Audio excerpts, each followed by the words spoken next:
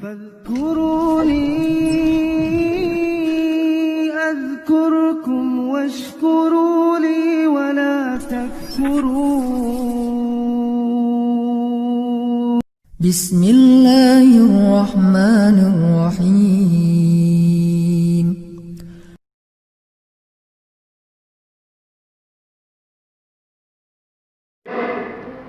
Nah, sholat gaib itu apa?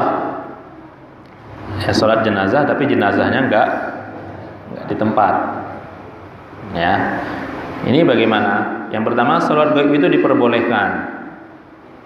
Ya, sholat gaib itu diperbolehkan. Pendapat yang kedua, tidak diperbolehkan.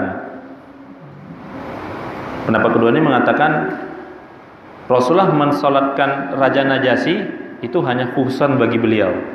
Ini pendapat yang kedua. Kan Raja Najasyi kan wafat di tengah-tengah orang-orang kafir. Ya, maka Rasulullah salatkan. Pendapat yang ketiga, dirinci. Artinya kalau memang belum disolatkan, ya disolatkan. Tapi kalau sudah disolatkan, nggak perlu disolat gaib lagi. Ya. Nah, ini perincian. Ya. Apalagi yang sudah nyolati dia sudah banyak, misalnya kan, misalnya yang meninggal seorang ulama besar, ya, itu pasti yang nyolati sudah banyak, ya nggak perlu lagi kita di sini ikut mensolat gaib.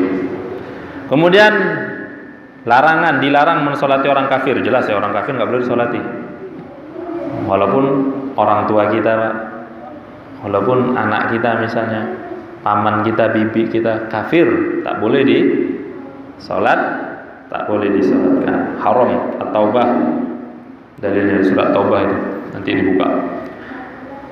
Kemudian solat jenazah terhadap anak-anak orang musyrik atau orang kafir. Nah, bagaimana?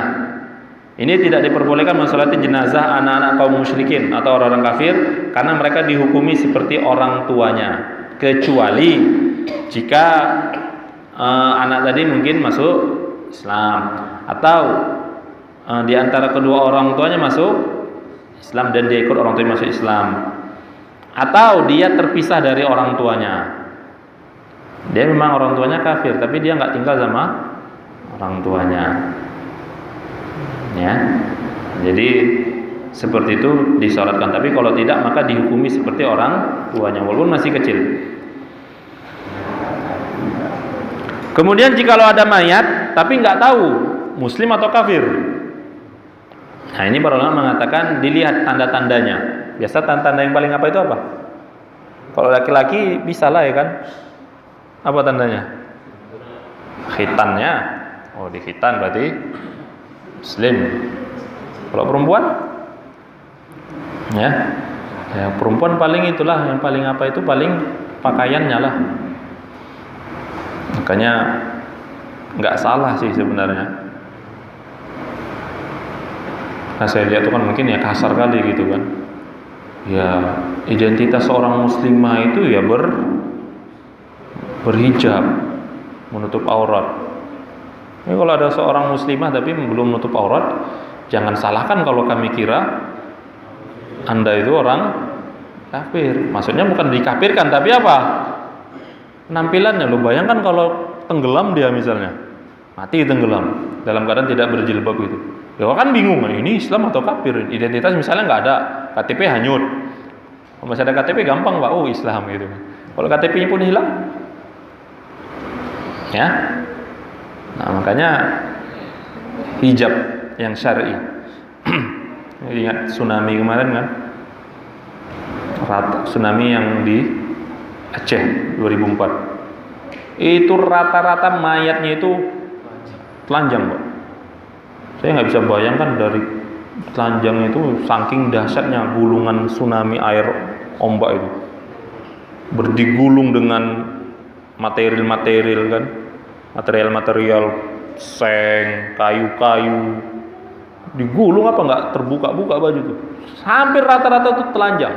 Namun luar biasanya ada satu orang muslimah bercadar lengkap, masih lengket, cadarnya pun nggak lepas. Bayangkan cadarnya aja nggak lepas. Allah jaga deh. Bahkan sampai ketika dia meninggal dalam keadaan seperti itu, di saat jenazah-jenazah telanjang, tapi dia cadar pun nggak terlepas, meninggal. Masya Allah. Ya, sampai yang menemukan itu sampai nangis gitu, gemetaran gitu lihat muslimah tadi. Masya Allah. Ya. Nah, makanya identitas.